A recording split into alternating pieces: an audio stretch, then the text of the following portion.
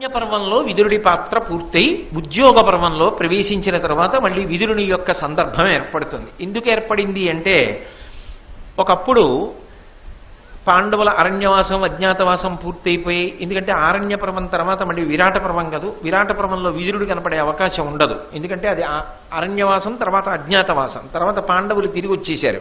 తిరిగి వచ్చేసిన తర్వాత వాళ్ళ రాజ్యం వాళ్ళకి ఇవ్వాలి. అందుకని ఎవరి ప్రయత్నాలు వాళ్ళు ప్రారంభం చేశారు. ధృతరాష్ట్రుడు తన వైపు నుంచి సంజయుణ్ణి రాయబారానికి పంపించాడు. సంజయుడు రాయబారానికి వెళ్లి మెత్తటి మాటలతో ధర్మరాజుని ప్రసన్నుణ్ణి చేసుకుని రమ్మన్నాడు. వెళ్ళినటువంటి సంజయుడు చాలా వేగంగా మళ్ళీ అక్కడ పని పూర్తి చేసుకుని రథం మీద వచ్చాడు. కానీ అప్పటికే చీకటి పడిపోతోంది. వచ్చి ఒళ్ళంతా హోనమైపోయింది. చూడండి, అబ్బా ఒళ్ళు హోనమైపోయింది ప్రయాణం చేసి, రేపు చెప్తా విశేషాలని, ఇవాళ పడుకుంటా పలహారం పెట్టి అంటాను చూడండి. అలా ఆయన కూడా వస్తూనే సంక్షిప్తంగా మాట్లాడాడు ధృతరాష్ట్రుడితో. మాట్లాడి వాతలు పెట్టినట్టు మాట్లాడాడు. మాట్లాడి, నా ఒళ్ళంతా హోనమైపోయింది, చాలా బడలిక పొందాను, నేను విశ్రాంతి తీసుకుని రేపు వచ్చి సభలో చెప్తాను మిగిలిన రాయబార విశేషాలు అని వెళ్ళిపోయాడు. కానీ ధృతరాష్ట్రుడికి నిద్రపట్టలేదు పడుకుంటే. ఇప్పుడు మళ్ళీ విదురుడికి కబురు చేశాడు. విదురా ఒక్కసారి రా అన్నాడు. ప్రభు ఆజ్ఞ. మళ్ళీ విదురుడు బయలుదేరి వెళ్ళాడు. విదురుడి దగ్గర దాచడం అది గొప్ప గుణం. విదురుడితో అన్నాడు, పాండురాజసుతుల పాలికి చనియిపుడు సంజయుండు వచ్చి సమ్ముఖమున నన్ను చాలా దూరి నాకు రే పచ్చటి పనులు చెప్పువాడననుచు చనియే. ఆ సంజయుడు రాయబారానికి వెళ్ళాడు. విదురా వచ్చాడు. వచ్చినవాడు నన్ను చాలా దూరి నన్ను చాలా నింద చేశాడు. బుద్ధిహీనుడివి, చెప్పిన మాట వినలేదు, ఇదిగో ఇప్పుడు ఇంత కలహం వచ్చేటట్టుంది అని నన్ను చాలా నింద చేసి వెళ్ళిపోయాడు. రేపు పొద్దున్న సభలో చెప్తానన్నాడు మిగిలిన విషయాలు. ధర్మరాజు ఏ భావనతో ఉన్నాడో, యుద్ధానికి వస్తాడేమో చెప్పాడుగా విదురుడు. రాజ్యం శాశ్వతం కాదు నీకని వెతుక్కుంటోంది లక్ష్మి వెళ్ళిపోవడానికి అక్కడికి. ఏమవుతుందో, మనసంతా చాలా భారంగా ఉంది, అధికమైనటువంటి దుఃఖాన్ని పొందుతున్నాను, ఆ దుఃఖాన్ని తట్టుకోలేకపోతున్నాను, మనసంతా కలత చెందింది. శరీరం ఎలా ఉందో తెలుసా, నిప్పుల మీద దొర్లిస్తుంటే ఎలా ఉంటుందో అలా ఉంది. కాబట్టి విదురా ఏం జరిగి ఉంటుందంటావు, ఏది 4 మంచి మాటలు చెప్పు అన్నాడు. నిద్ర పట్టట్లేదు, చీకటి పడిపోయింది, అందరూ పడుకున్నారు, నాకు నిద్ర పట్టట్లేదు, అందుకు పిలిచా, నువ్వు 4 మంచి మాటలు చెప్తే శాంతి పొందుతాడు. అందులోనండి అందరూ పడుకున్నప్పుడు ఏదైనా చాలా పెద్ద సమస్యని ఆలోచిస్తూ ఒకడు పడుకున్నాడు అనుకోండి, తల బరువెక్కిపోతుంది. ఎందుకనంటే అందరూ పడుకున్నారు, ఎవ్వరితో మాట్లాడడానికి లేదు, తానొక్కడు, సమస్య తప్ప ఇంకొకటి లేదు మనసులో. చాలా పరిపరి విధముల పోతుంది మనసు. అందుకని బరువెక్కిపోయింది మనసు. కాబట్టి నువ్వు ఏదైనా మంచి మాట చెప్పు అన్నాడు. అంటే వెంటనే విదురుడు అన్నాడు, ఇంత చీకటి పడిపోయింది కదా, అందరూ నిద్రపోతున్నారు కదా, నీకెందుకు నిద్రపట్టలేదు అని, బలవంతుడు పైనెత్తిన బలహీనుడు, ధనము కోలుపడిన అతడు, మృచ్చిల వేచువాడు, కామాకుల చిత్తుడు, నిద్రలేక కుందుదురధిపా. లోకంలో 4 నిద్ర పట్టదు ధృతరాష్ట్ర మహారాజా. అందరూ హాయిగా నిద్రపోతారు, 4 మాత్రం నిద్ర పట్టదు. ఎవరెవరికి పట్టదో తెలుసా, బలవంతుడు పైనెత్తిన బలహీనుడు, చాలా బలవంతుడైనటువంటి శత్రువు వచ్చి మీద పడ్డాడు అనుకోండి, అప్పుడు బలహీనుడైన వాడికి నిద్ర పట్టదు. అయ్య బాబోయ్ ఏమైపోతుందో అని బెంగ. ఇక 2, ధనము గోలుపడిన ఇతడు, డబ్బంతా పోయిందనుకోండి, ఏం నిద్ర పడుతుంది, వాడికి నిద్ర పట్టదు. అలాగే మృచ్చిల వేచువాడు, ఎక్కడ ఎవరింట్లో ఏమెత్తుకొద్దామా అని దొంగతనం చేయడం కోసం ప్రణాళికలు రచన చేసిన వాడు రాత్రిపూట నిద్రపోడు. ఎలా దొంగతనం చెయ్యాలని అందరూ పడుకున్నారా, ఎక్కడా చప్పుడవుతోందా, ఏ కుక్కన్నా తిరుగుతోందా, వీళ్ళెవరో ఎక్కడికో వెళ్ళారు, వాళ్ళు తిరిగి వస్తారా పెళ్లి నుంచి, ఇవాళ రాత్రి వస్తారా, చటుక్కుని నేను మారుతాళం పెట్టి తీగానే, ఇలాంటి దిక్కుమాలిన ఆలోచనలన్నీ దొంగతనం చేయాలనుకున్న వాడికి ఉంటాయి. అందుకని వాడు రాత్రి నిద్రపోడు. 4వ వాడు కామాకుల చిత్తుడు.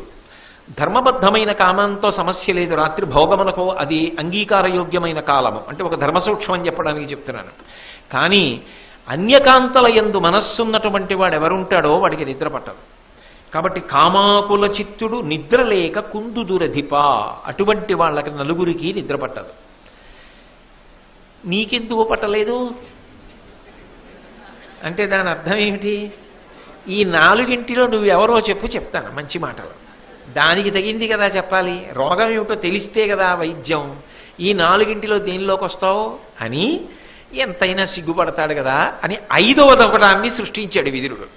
సృష్టించి 5వదొకటి చెప్పాడు. చెప్పన్నాడు, ఈ కొరగాముల లోపలనొక్కటి నీ చిత్తవృత్తి నొందెనో ఎరుసెమ్మెక్కటి కుడువ తలంచితివో నిక్కముగతమేమి చెప్పుమా నిద్ర సెడుటకున్. నువ్వు ఒక్కడివే వేరొకరు కూడా అనుభవించవలసినటువంటి ధనాన్ని ఐశ్వర్యాన్ని అనుభవించేద్దాం వాళ్ళకి దక్కకుండా అని ఏమైనా ఆలోచన చేస్తున్నావా? ఆ కారణానికి కూడా నిద్రపట్టదు. ఒకవేళ పైనాలు కానీ ఈ 1 కానీ 5 దేనికైనా నీ మనసులో బాధ ఉంటే చెప్పు, నీకు అందుకు నిద్ర పట్టట్లేదు, దాన్ని బట్టి చెప్తాను అంటే ఎంత కాదన్నా ధృతరాష్ట్ర మహారాజు తెలియదండి ఎందుకు ఆయనకి నిద్ర పట్టట్లేదో తెలియని అమాయకుడా, ఆయనకి తెలుసు.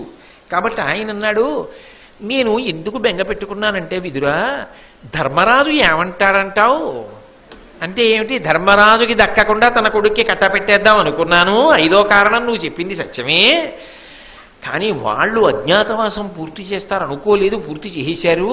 ఇప్పుడు తిరిగి వచ్చారు, ఊరుకుంటారా? తమ రాజ్యం తమకిమ్మనరా? సంజయుడితో పంపించాను, సగం చెప్పి తిట్టి వెళ్ళిపోయాడు, పూర్తిగా చెప్పలేదు, రేపు చెప్తానన్నాడు. ఏమంటాడో, యుద్ధానికి కానీ వస్తాడంటాడంటావా? ఇప్పటికీ కోరికేమిటి? దుర్యోధనుడు ఒక్కడే అనుభవించాలి. ఇన్నాళ్ళు కష్టాలు పడ్డారు, మళ్ళీ వీళ్ళకి రాజ్యం దక్కకుండా ఎలా పోవాలి? అందుకు నిద్ర పట్టట్లేదు.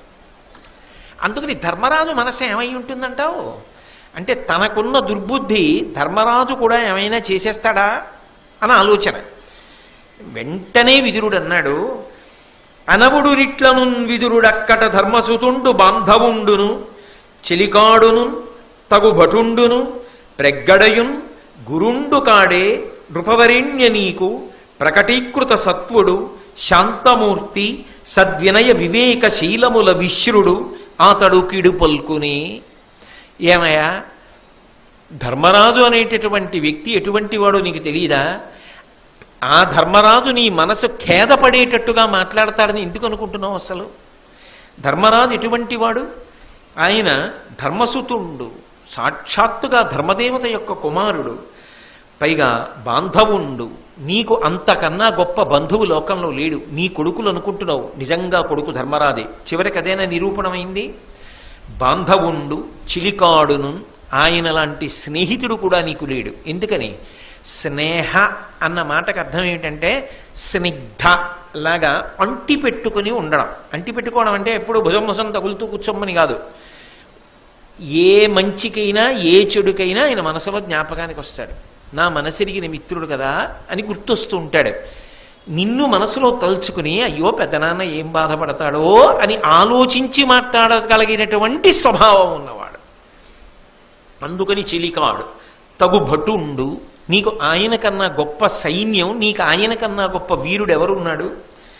ప్రగ్గడయున్, మహామంత్రి అయ్యా నీకైన, నీకు తగిన ఆలోచన నిజానికి చెప్పగలిగిన వాడు. అందుకని నీకు మంచి మాటలే చెప్పి పంపించి ఉంటాడు తప్ప సంజయుడితో నువ్వు బెంగపెట్టుకుని కొట్టుకోవలసిన మాటలు ఎందుకు చెప్పాడని అనుకుంటున్నావు? అసలు ఈ ఒక్క పద్యానికి నిద్రపోవాలి ధృతరాష్ట్రుడు నిజానికి, కానీ అలా తేలిగ్గా ఆయన నిద్ర పట్టదు ఆయనకి. కాబట్టి ప్రగ్గడయున్ గురుండు కాడే, గురుండు అంటే పెద్దరిక ఉన్నవాడు